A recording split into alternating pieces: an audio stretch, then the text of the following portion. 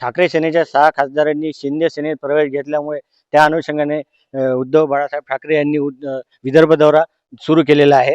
यातच विदर्भ दौऱ्यामध्ये त्यांनी यवतमाळात उद्या 27 जून रोजी त्यांनी यवतमाळ कृषी उत्पन्न बाजार समिती परिसरात त्यांची सभा पार पडणार आहे. त्या सभेला युवा सेनेचे नेते आदित्य ठाकरे, संजय राऊत आणि अनिल देसाई यासह अरविंद सावंत, अंबादास दानवे यांची उपस्थिती असणार आहे.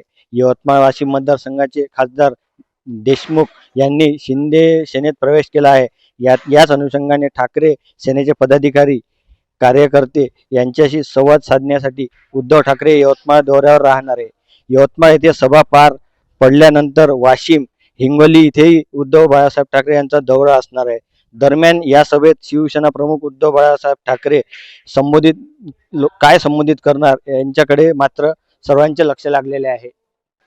आपल्यासोबत काही पदाधिकारी आहे. नेमका दौरा काय आहे ते विचारतो. महाराष्ट्रात या 6 खासदारांनी जी महागद्दारी केली, ती महागद्दारी झाल्यानंतर पक्षप्रमुख आदरणीय उद्धवजी ठाकरे साहेब पहिल्यांदाच उद्या यवतमाळ येथून संपूर्ण महाराष्ट्राच्या दौऱ्यावर येत आहे.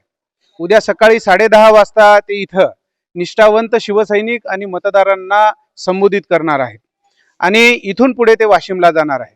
आदरणीय उद्धवजी ठाकरे साहेब येत असल्यामुळं साहजिकच सर्व शिवसैनिकांमध्ये नवचैतन्य भरलेलं आहे आणि इथे उद्या मोठ्या संख्येने सगळं निष्ठावान शिवसैनिक जमा होतील, यात काही शंका नाही. अतुल राऊत, LS मराठी, यवतमाळ.